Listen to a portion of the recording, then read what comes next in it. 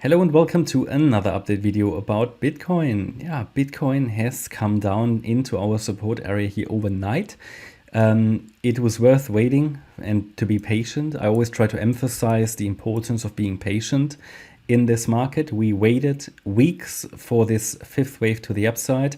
Then we waited another couple of weeks for this wave 2 to play out. And I think now, yeah, it's playing out finally. We did get into this yellow support area. That is a support area of a decent wave degree. Not as large as, for example, the wave degree here and as significant or on the 10th of March, but still a decent wave degree. And we are currently in a wave 2 correction.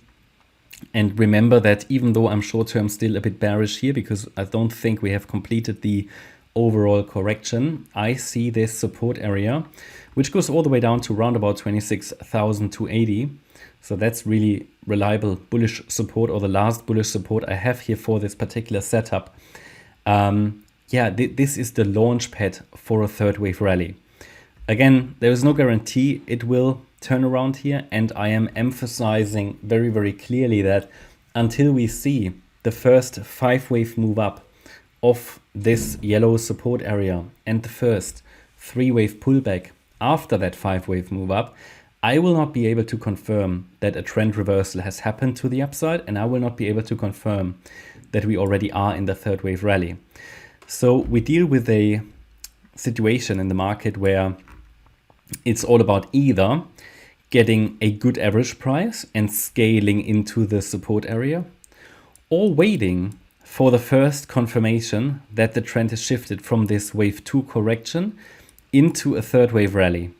Now, the good thing about scaling in is that you get the best average price should price turn around. The bad thing is if it doesn't even turn around, you will lose money. Okay, but that's trading, that's reality.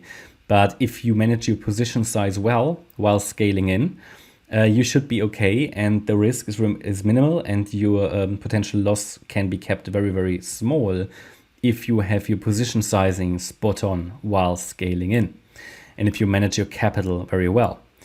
That's the benefit of scaling into support. Now again, you can lose money, of course, because you're basically trying to catch the falling knife. Now, you're not just doing that in a stupid way. You're basically using Fibonacci levels. You're using the context of this chart, which tells us we have a 5-wave move up. And based on that, probability suggests that the 78.6 retracement level should hold, okay?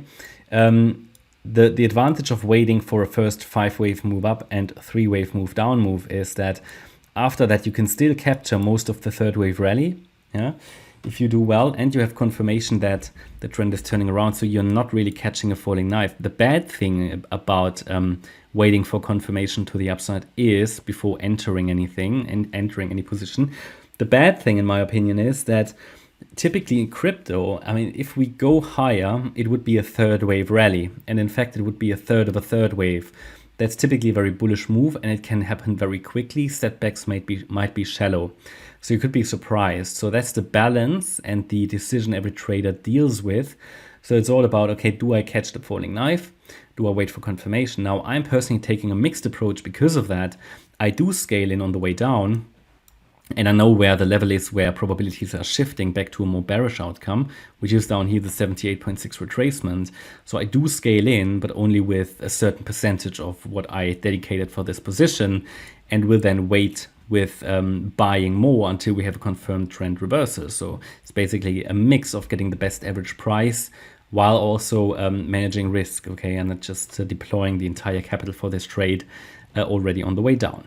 Yeah, but that's all about strategy and tactics. Just want to talk a little bit about that, and because we haven't got any new development on the chart really. Price is now consolidating a bit. If you want to find more about tactics, strategy, how to trade with Elliott Wave, check out our channel membership if you're interested. We talk about that a lot. Now, if I go to the 1-hour chart, then you can see that most likely we are in this third wave to the downside. The A wave of the wave 2 likely bottomed already on the 18th of July. The wave B topped already here around the 20th of July, and we're likely in the C wave as explained in previous videos. Now, at the moment, I have no strong indication that this third wave has even bottomed, even though it reached the target that I gave you in my first video today. the 1.618 extension. And to be honest, if the third wave doesn't extend much more, then it will be unlikely to max out the support area.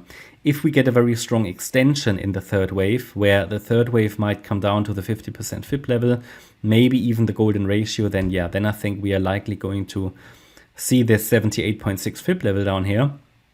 But if not, and if we get this fourth wave shortly, yeah, this pullback, then I think I'm looking primarily for the area around 28K for a target here for this C wave of wave 2 before it then can then turn around. So at the moment I have no indication it has bottomed already in wave 2, but I haven't even got a confirmation that the third wave, circle wave 3, has bottomed. So we need to be a bit more patient.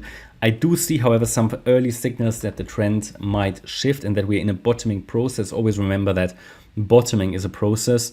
For example, the futures prices, they start to close the spread between spot and futures. That's just one of the signals I'm observing, in addition to the daily RSI, which has come down nicely, but in my opinion, not low enough on the daily to really confirm or indicate at least a lasting low is in place. For example, here the MACD is still pushing down. Yes, still negative momentum, still increasing. And the daily RSI, while it is low now at around 41, it's not yet where I want it.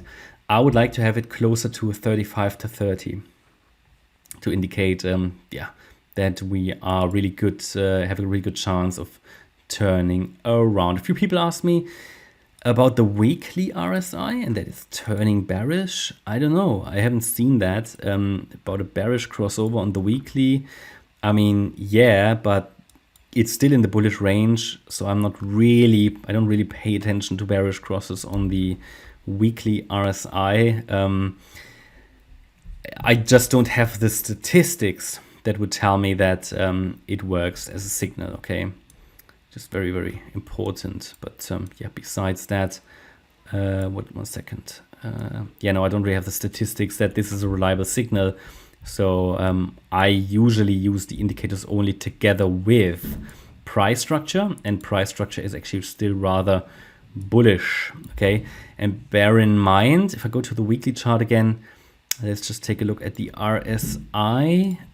When did that cross actually happen? Was it this week? Was it this week? Yeah, I think so, didn't it? It happened this week. So you will not have a valid RSI weekly read anyway until the week is over. Very important, okay? This is just, this is not valid. Yeah, the weekly candle hasn't even closed yet. Okay, that's my update about Bitcoin. I hope you liked the update. If you did, please hit the like button, leave a comment and subscribe. And if you really like the content, then please check out the channel membership. Thanks a lot for watching. Bye-bye.